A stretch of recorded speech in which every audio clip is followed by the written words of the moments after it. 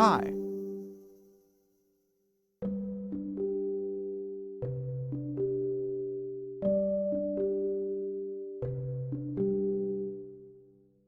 More than a quarter of all the accidents reported each year are associated with transporting or supporting loads, manual handling. And surprisingly, these are not confined to the narrow range of industries that might be expected, but are widespread and can as easily occur in a shop as in a steelworks. This pie chart shows a further breakdown of the injured body areas covered by the 33% of handling accidents. We can see that damage to the hand, torso, legs, arm, finger and thumb are a very small percentage when compared to the 46% of injuries to the back. And when on examination of a chart showing the types of injury, we find that 64% of accidents caused by manual handling result in either a sprain or a strain. The spine is formed of 24 small bones known as vertebrae. These are positioned so that they can move freely from each other and are separated by a tough disc of cartilage. The discs act as shock absorbers for the spine and remove a lot of the strain to the back as it moves. The spine would be completely useless without the large network of various muscles that support it. Another part of the spine, which is not directly related to posture, is the spinal cord. This passes from the brain to the lower back area, with nerves emerging at intervals from each side of the spinal column. These nerves connect to the limbs, internal organs, head and trunk of the body. Backache can easily be caused by excessive or repeated strain to any one of the main elements which combine to form the spinal column. This strain can be due to wear and tear, being overweight, aging, disease, but most commonly general misuse. Discs can weaken and may suddenly bulge, or as it is medically known, prolapse, and can cause severe back pain. It may even trap a nerve emerging from the spine, creating a pain in the part of the body the nerve is connected to. This type of pain is called referred pain. The muscles that support the back can be overworked, stretched, sprained or torn, and the chances of this type of injury can increase if the muscles are not given sufficient time to relax. Now, this is because the muscles become more tense and stressed by the buildup of waste product chemicals produced by an extended exercise period. Generally speaking, manual handling should be avoided wherever possible.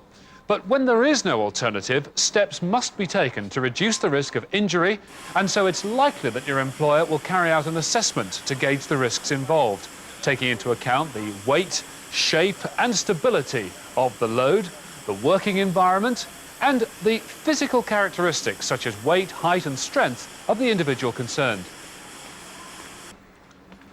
For example, if the load has sharp edges or splinters, then there is a risk of cutting or piercing the skin, and so gloves may be recommended for the handling task. Indeed, the use of protective clothing and footwear is an important factor in the reduction of risk. It is likely then that you'll be provided with specific information on how loads should be handled, together with the necessary training to cover all possible situations.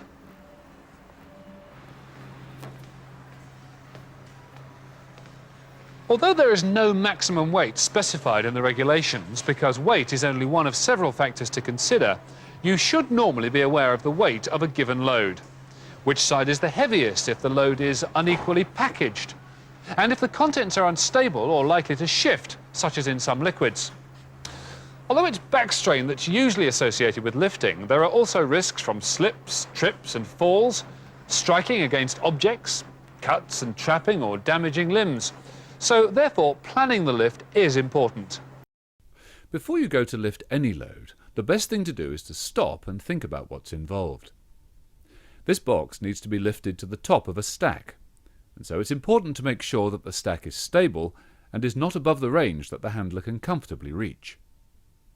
Also, the handler must check that there are no obstructions or potential hazards between the load and the stack, and that there is plenty of room to move the load into the correct position. He then crouches down, facing the direction of movement, with knees bent upright back and feet apart, with one foot in front of the other.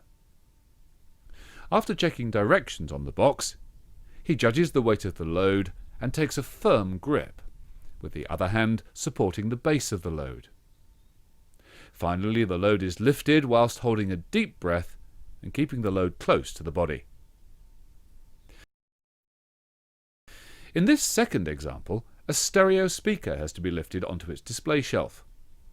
Again, the handler thinks about the task, checking that there are no obstructions.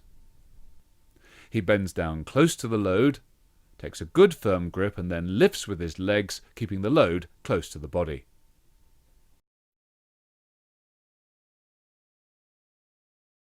This 30-kilogram sack needs to be moved to a machine, but after thinking about the task, the handler has decided that it's easier to move the load in two halves rather than struggle with one heavy load.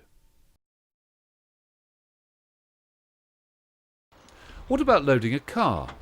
These can seem very unergonomic when loading heavy objects. But in this case, the handler has considered the task and uses the edge of the car to support the bulk of the weight, whilst sliding the load to the base of the boot. Once down, the load can be manoeuvred where necessary, even with a bent back, as the majority of the weight is supported by the car. In this case, having mechanical assistance only reduces the risk associated with carrying the load. The handler still has to lift the load correctly in order to reduce the risk even further.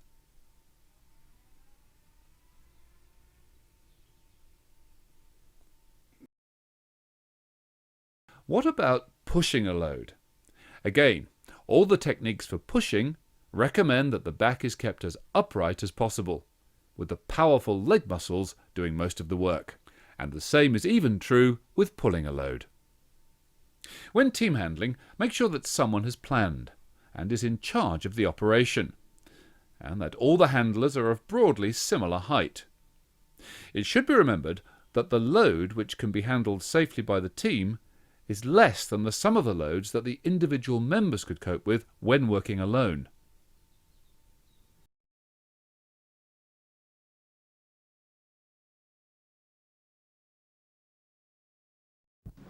Finally, whenever possible, get help with lifting. Lisa here has offered her assistance. And use any handling aid which may be provided.